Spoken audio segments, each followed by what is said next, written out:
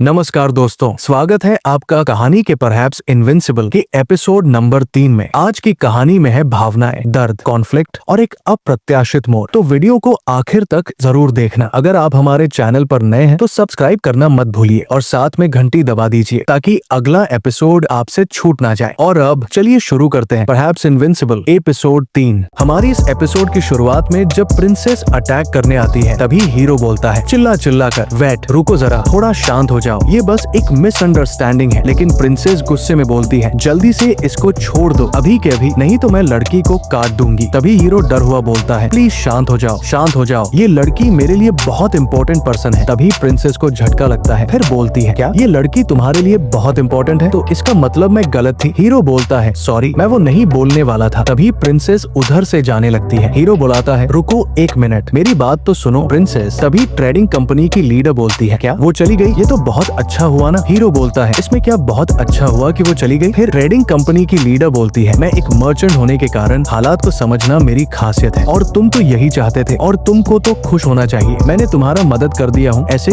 Unwanted engagement को cancel कराने के लिए। मेरा एहसान मानना चाहिए। कुछ टाइम के बाद हीरो बाहर आता है। सारे बंदे लोग हीरो को देखकर डर जाते हैं क्योंकि हमारे हीरो से 999,000 प्लस का ऑरा निकल रहा था। तभी फिर हीरो सोचता है, प्रिंसेस मुझे देखकर वो बिल्कुल सोच रही होगी कि मैं उसे धोखा दे रहा हूँ। पक्का उसे बहुत बुरा लगा होगा। जबकि हमारी पहली मुलाकात एक नौकर और नोबल डॉटर का रिलेशनशिप में आया था। लेकिन मैंने उसी दिन कसम खाया कि इस फासले को मिटा दूंगा ताकि एक दिन मैं गर्व से तुम्हारे बराबर खड़ा हो सकूं। लेकिन मैं तो तुम्हें बस निराश किया, जो मैं करना नहीं चाहता था। चलो पहले मुझे जाकर उसको जल्दी से ढूंढना पड़ेगा ताकि मैं उससे बात कर सकूं। तभी हीरो को कान में कुछ सुनाई देता है। एक बंदा बात कर रहा होता है। पता है, एक बंदा पागलों की तरह पहाड़ों पर दौड़ रहा था। तभी दूसरा बोला, मैंने भी उसे देखा, मुझे लगा कि उसकी आत्मा उसके शरीर से किसी ने निकाल लिया। ऐसे वो लोग बात कर रहे होते हैं। हीरो सोचता है, क्या अगर वे पहाड़ से कूदकर जान देने वाली हो? वो दोनों आपस में बात कर रहे होते हैं। तभी हीरो तुरंत उस बंदे के पीछे आ जाता है और बोलता है, अरे चूजे बोल, वहाँ लड़की कहाँ पे गई है? हमारा सीन हीरो में जाता है जो कि प्रिंसेस को ढूंढ रहा था। फिर वो बोलता है, मैं क्या सोच के इस जंगल में आया, ना तो इधर मिल रही है ना उधर, मैं उनसे कहाँ उसे ढूंढूं? तभी उसको पहाड़े के कोने पर एक बंदा खड़ा दिखता है। हीरो जल्दी से वहाँ भागते हुए जाता है, गले से लग जाता है, मतलब पीछे से पकड़ लेता है और बोलता है, मैं मैरिज के लिए एकदम राजी हो चुका हूँ, जो भी तुम बोलोगी वो सब के सब काम करने के लिए तैयार हूँ। तभी वो पीछे घूमता है और ये एक बुढ़ा होता है। फिर बोलता है, मैरिज मेरे साथ, उसके लिए तो मैं थोड़ा बुढ़ा हो चुका हूँ, बट तुम देने के लिए तैयार हो तो मैं लेने के लिए तैयार हो जाऊंगा। तब हीरो बोलता है, क्या ये तो प्रिंसेस नहीं है? अरे मैं ये क्या कर रहा हूँ? अरे सॉरी बुढ़ा जी, मैंने तुमको कोई गलत आदमी समझ लिया था। ये तो बहुत बड़ा शर्मनाक बात है, मैं बुढ़े को जाके प्रपोज मार रहा था। तभी वो बुढ़ा बोलता है, अरे तुम ऐसे कैसे जा सकते हो? तुम रिस्पॉन्सिबिलिटी नहीं लोगे? तो हीरो बोलता है, क्या तुम पागल हो चुके हो? मैं क्या बुढ़े से शादी करूंगा? अरे तो गलती से हो गया था। तो बुढ़ा बोलता है, अरे तुम कुछ गलत समझ रहे हो, अभी जो हुआ मैं उसकी बात नहीं कर रहा हूँ। तुम जिस लड़की को समझ के प्रपोज मारने आए हो, कभी सोचा है वो लड़की अपने मन में क्या सोचती होगी? क्या तुमने कभी इसके बारे में सोचा है वो अपने दिल में कैसा फीलिंग रखती होगी? ये सभी बातें बोलकर बुढ़ा उसको प्यार का ज्ञान पेलते जा रहा था और वहाँ बुढ़ा एक रोमांटिक अंदाज में जाने लगता है। हीरो बोला, अरे बुढ़े, आखिर कौन हो तुम और तुम इतने अच्छे बात कैसे कर लेते हो? उससे पहले कि वो कुछ और पूछता, एक लड़की गुस्से में आकर बोली, ए बुढ़े, तू फिर भाग कर इधर आ गया? कितनी बार बोला है इधर उधर मत भागा कर। हीरो चुपचाप खड़ा था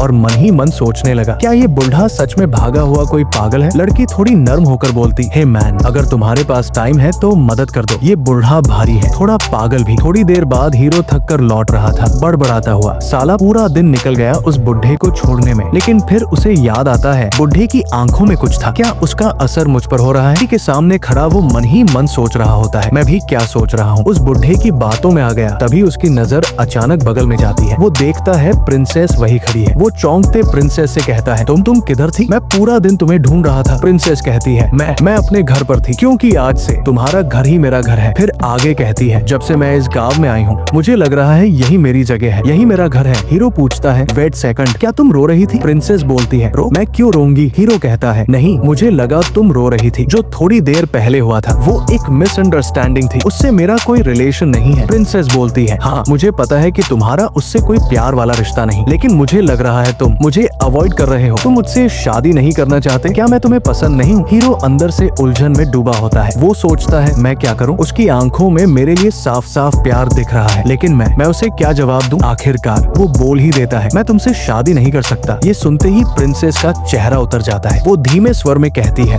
ठीक है, मैं समझ गई, मतलब तुम मुझसे प्यार नहीं करते, तो फिर मैं यहाँ से चली जाती हूँ। हीरो घबरा कर उसको पकड़ लेता है और जल्दी से बोलता है, नहीं, मैं ऐसा कुछ नहीं कहना चाहता था। देखो प्रिंसेस, बात ये है, मेरी मंथली इनकम बहुत कम है, मुश्किल से 200 यांग आता है। मेरे पास घर नहीं है, ना पैसे, ना कोई सपोर्ट। मैं इस झोपड़ी में रहता हूँ। ट्रेडिंग कंपनी के बिना तो मैं कुछ भी नहीं हूँ। खाना तक ठीक से नहीं जुटा सकता। वो आंखें झुकाकर कहता है, जो मेरे बारे में अफवाहें, वो सब झूठ है। मैं कोई स्पेशल नहीं हूँ, मैं एक आम इंसान हूँ। और तुम जितना मुझे स्पेशल समझ रही हो, मैं इतना भी अच्छा नहीं हूँ। मैं अभी तक तुम्हारा वादा भी पूरा नहीं कर पाया। वो गहरी सांस लेकर कहता है, जब मैं तुम्हारा वो वादा पूरा कर पाऊंगा, जब मैं तुम्हारे लायक बन जाऊंगा, तभी मैं तुमसे शादी करूंगा, तभी तुमसे शादी के लिए प्रपोज करूंगा। तब तक प्लीज मेरा इंतजार करना। हीरो की आंखों में सच्चाई और शर्म दोनों होती है। प्रिंसेस उसे देखकर मुस्कुराती है, ठीक है, मैं समझ गई, जब तुम उस काबिल बन जाओगे तब मैं तुम्हारा इंतजार करूंगी। वो आगे झुकती है और धीरे से कहती है, मतलब तुम चाहते हो कि मैं तुम्हारे लिए इंतजार करूं? हीरो हल्की मुस्कान के साथ कहता है, हाँ, मैं चाहता हूँ कि तुम मेरा इंतजार करो। प्रिंसेस उसका चेहरा के करीब लाती है और कहती है, तो फिर ऐसा करते हैं, पहले कुछ 2-4 बच्चे पैदा कर लेते हैं, क्योंकि प्यार तो है हमारे बीच, शादी तो बाद में भी हो सकती है। तभी अचानक एक जोरदार रोशनी पूरे आसमान को चीर देती है। दूर एक आदमी ये सीन देख लेता है और तुरंत अफवाहें फैल जाती है। चाओ स्वो डेमोन ने ऑर्थोडॉक्स सेक्ट को फिर से हरा दिया है। गांव के लोग चौंकते हैं, क्या सन एंड मून को वाकई हरा दिया गया? एक बंदा कहता है, हाँ, मैंने खुद अपनी आंखों से देखा। चाओस डेमोन ने प्रिंसेस को होस्टेज बना लिया है। रूमर्स एक आग की तरह फैलने लगते हैं। सन एंड मून की प्रिंसेस अब उसके कैद में है। तुरंत ऑर्थोडॉक्स सेक्ट को अलर्ट करो। दूसरी ओर एक लड़की मैप पर एक चाकू मारती है, फिर बोलती है, क्या चाओस डेमोन लॉर्ड ने सन एंड मून को डिफेक्ट कर लिया? नौकर कहता है, क्या आप वहाँ जाना चाहेंगी? वो लड़की पलट के कहती है, क्यों नहीं, वहाँ इस जनरेशन के सबसे स्ट्रॉन्ग लोग हैं। अगर मैं वहाँ गई और उन्हें हरा दिया तो सब मेरे गुलाम बनेंगे और फिर अगली जनरेशन की सबसे ताकतवर ब्लड लाइन मेरे सचन टैग क्लान कहलाएगा। तो अभी के लिए बस इतना ही। दोबारा मिलेंगे अगले एपिसोड में और इस बार और भी जोरदार अंदाज में। तब तक के लिए बाय बाय।